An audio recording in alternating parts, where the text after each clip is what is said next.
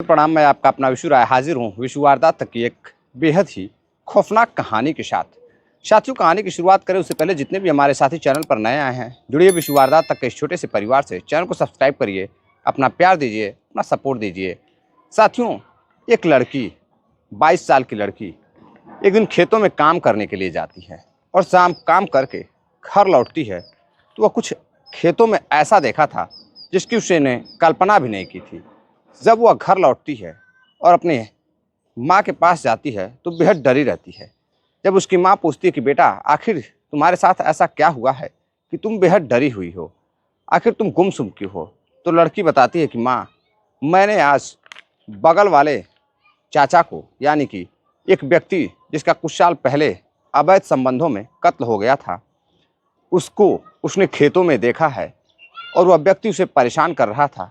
किसी तरह से जान बचाकर वह भाग कर आई है, यानी कि उसने एक व्यक्ति, मरे हुए व्यक्ति का भूत देखा था।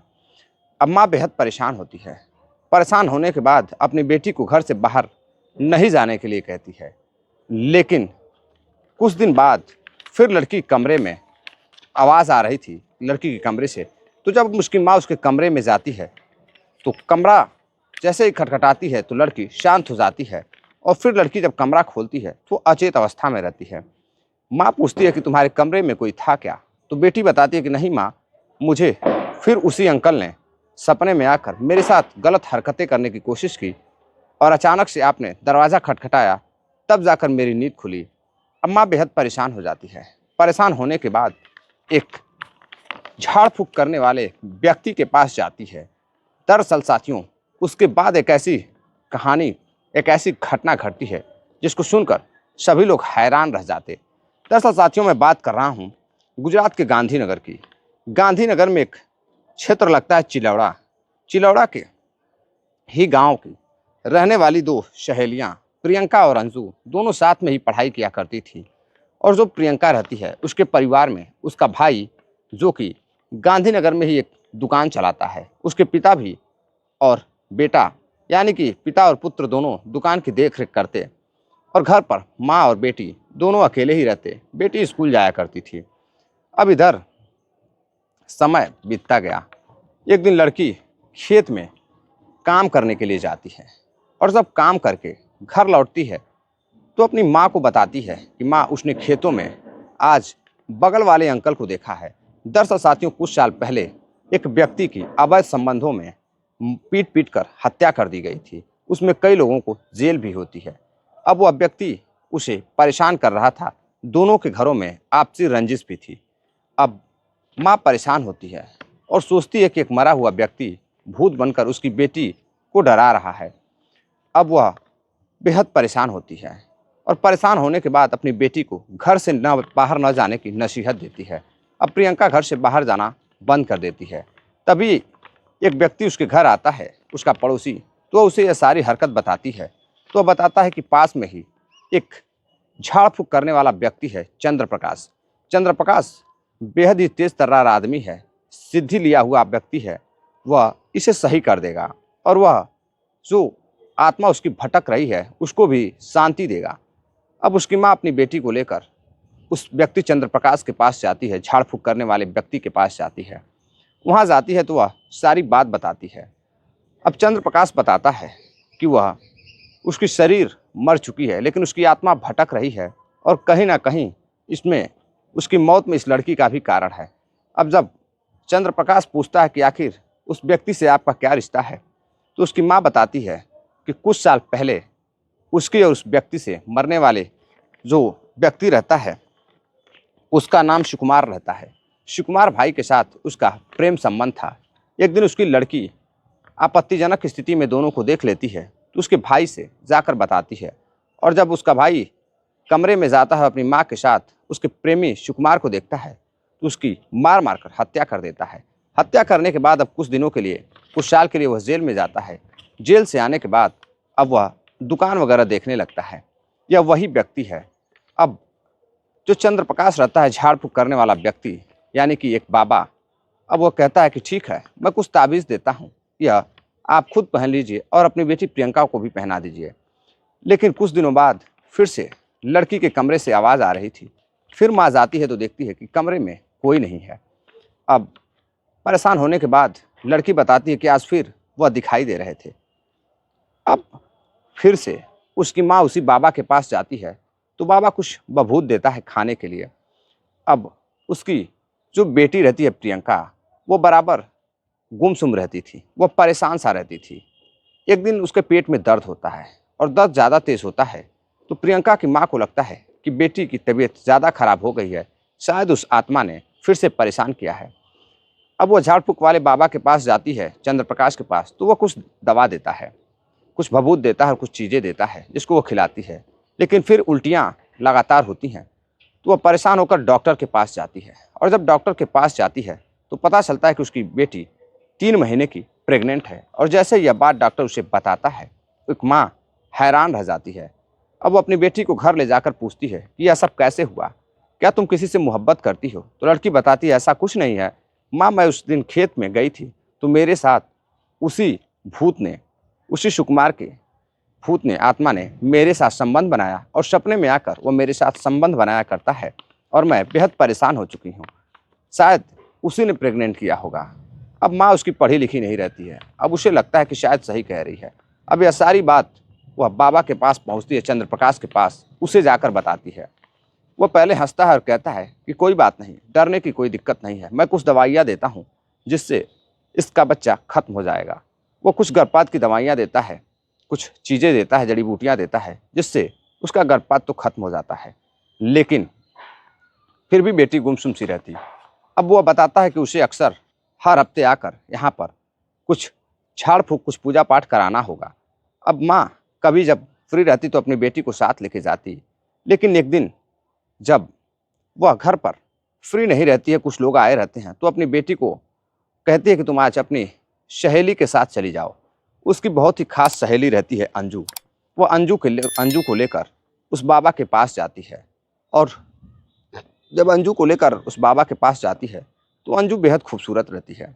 अब अंजू को देखने के बाद चंद्रप्रकाश का दिल उस पर आ जाता है। अब वह कुछ दवाइयाँ देता है और उसको, अंजू को भी सतर्क रहने के लिए कहता है और कुछ ताबीज़ देता है और कहता है कि बेटा अंजू, यह तुम बात लेना, नहीं तो हो सकता है कि उस भूत प्रेत का साया तुम्हारे ऊपर भी आ जाएगा। अब इधर अंजू भी उस ताबीज़ को बात लेती है। कुछ दिनों बाद अब फिर बाबा के पास जाने का जब समय होता है तो जो लड़की रहती है प्रियंका, वो अंजू को लेकर उस बाबा के पास जाती है और बाबा प्रियंका को और अंजू को कुछ भभूत देता है, खिलाता है कुछ चीज़ें। अब दोनों को नींद आ जाती है और नींद आ जाती है तो चंद्रप्रकाश अब बारी बारी से दोनों के साथ संबंध बनाता है। संबंध बनाने के बाद अब कुछ वीडियोज़ बना लेता है।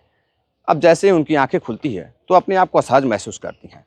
अब घर जाती हैं और घर जाने के बाद प्रियंका से अंजू कहती है कि मुझे ये बाबा सही नहीं लग रहा है, कुछ तो गड़बड़ है, आखिर तुम्हें क्या समस्या है, तुम बाबा के पास क्यों जाती हो? प्रियंका बताती है कि उसे सपने में आकर बगल वाले अंकल जिसकी मौत हो चुकी है वो उसे परेशान करते हैं। लेकिन जब यह सारी बात उसके भाई को पता चलती है तो भाई अब अपनी बहन पर शक करने लगता है। एक दिन वह कमरे के बाहर जब घूम रहा था रात में तो वह देखता है कि उसके कमरे से आवाज़ें आ रही हैं। वह सब कुछ जाकर कान लगाकर सुनता है तो वह किसी से फ़ोन पर बातें कर रही थी।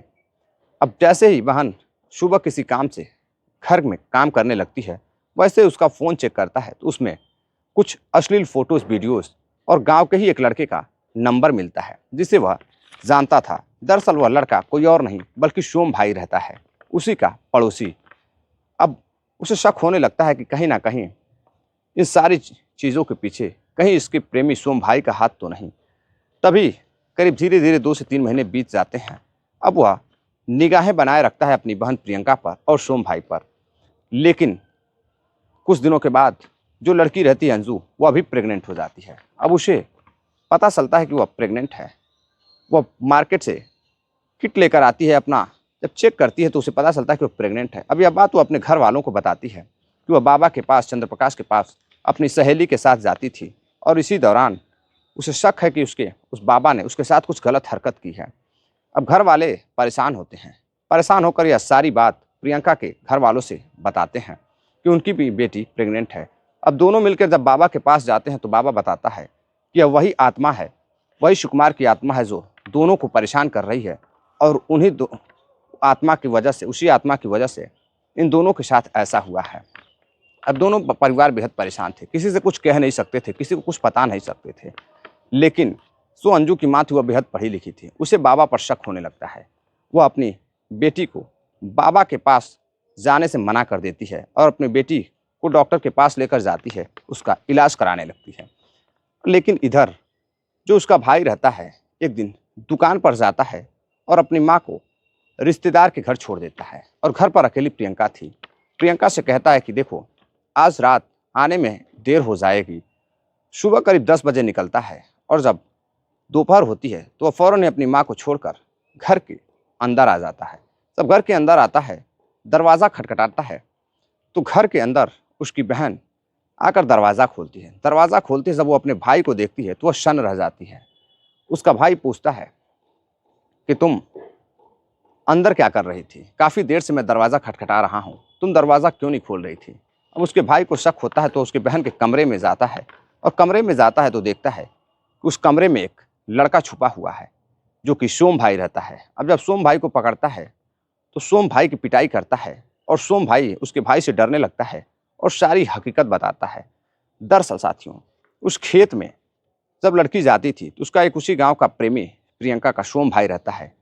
सोम भाई उसके साथ प्यार करता था और शारीरिक संबंध भी बनाता था। इसी दौरान वह प्रेग्नेंट हो जाती है और जब प्रियंका को यह पता चलता है कि वह प्रेग्नेंट है तो वह सोम भाई से जाकर कहती है कि वह प्रेग्नेंट है। सोम भाई कुछ दवाइयाँ देता है, लेकिन तब तक काफ़ी देर हो चुकी थी, उन दवाइयों से उसका इलाज नहीं हो पा रहा था। अब वह परेशान हो जाती है तो सोम भाई उसे बताता है कि एक काम करो कि अब कहीं ना कहीं घर वालों को पता चल जाएगा, इसलिए तुम एक बहाना करो और बताओ कि तुम्हारे माँ का जो प्रेमी था जिसकी हत्या हो गई है वो तुम्हें सपने में आता है और वो तुम्हें डराता धमकाता है। अब जब सारी बात उसका भाई सुनता है तो अपनी माँ को फ़ोन कर बताता है। उसकी माँ आती है और उसके जो लड़का रहता है प्रियंका का प्रेमी, उसके घर जाती है और जाकर सारी हकीकत बताती है। एक पंचायत होती है और पंचायत कर अब दोनों की शादी करा दी जाती है। लेकिन इधर अंजू का परिवार बेहद परेशान था। जब अंजू के परिवार को पता चलता है कि प्रियंका का एक लड़के से नाजायज़ संबंध था, किसी से वो मोहब्बत करती थी, तो वह बेहद हैरान थे। अब उन्हें शक था कि उसकी बेटी के प्रेगनेंसी के पीछे कोई भूत प्रेत नहीं, प्रेग्नेंट जो हुई थी उसके पीछे कहीं ना कहीं उसका कोई आशिक होगा या फिर बाबा होगा। अब लड़की से मार पीट कर उसके घर वाले पूछते हैं, लेकिन लड़की कुछ भी नहीं बताती है, उसे कुछ पता ही नहीं रहता। अब इसी दौरान जो प्रियंका रहती है वह बताती है कि बाबा मेरे साथ भी गलत हरकतें करता था, हो सकता है कि अंजू के साथ भी वह दवाइयाँ खिलाकर ऐसी हरकत किया होगा। अब घर वाले पहुंचते हैं उस चंद्रप्रकाश बाबा के पास और बाबा के पास जाकर पूछताछ करते हैं तो बाबा बताता है कि वह प्रेत आत्मा की देन है। लेकिन बाबा को यह पता नहीं था कि प्रियंका का जो झूठ था वह पकड़ा जा चुका है और उसकी शादी हो चुकी है। इसी दौरान अब घर वाले बाबा की पिटाई करते हैं, गांव के कुछ लोग मिलकर उस चंद्रप्रकाश की पिटाई करते हैं। पिटाई करने के बाद पुलिस को फ़ोन करते हैं। पुलिस मौका वारदात पर पहुंचती है और पहुंचने के बाद चंद्रप्रकाश को गिरफ्तार करती है और सारे मामले की जानकारी लेती है। मामले की जानकारी लेने के बाद जब चंद्रप्रकाश से पूछताछ की जाती है तो चंद्रप्रकाश बताता है कि वह अंजू को बेहद प्यार करने लगा था। वो प्रियंका के साथ आती जाती थी तो उसे पसंद करने लगा था। इसी दौरान कहाँ अंजू की उम्र 22 से 23 साल थी और 35 से 40 साल का चंद्रप्रकाश वह उसे पसंद करने लगा था। इसीलिए वह दवाओं भभूत के नाम पर कुछ नींद की गोलियां मिलाता था और दोनों को खिलाता था और दोनों के साथ शारीरिक संबंध बनाता था। अब जैसे यह खबर या जानकारी परिवार वाले सुनते हैं वह हैरान रह जाते हैं कि एक बाबा अंधविश्वास के नाम पर लोगों को धोखा दे रहा था, लड़कियों की इज्जत लूट रहा था। अब वह वहाँ पर बाबा की पिटाई करना चाहते हैं, लेकिन फिर गुस्से में उसका भाई सभी लोग मौजूद रहते हैं, लेकिन कोई कुछ कर नहीं पाता। पुलिस उसे गिरफ्तार करती है और गिरफ्तार कर ले जाकर उसे शोषण करने के विरुद्ध में धोखाधड़ी के केस में जेल भेज देती है।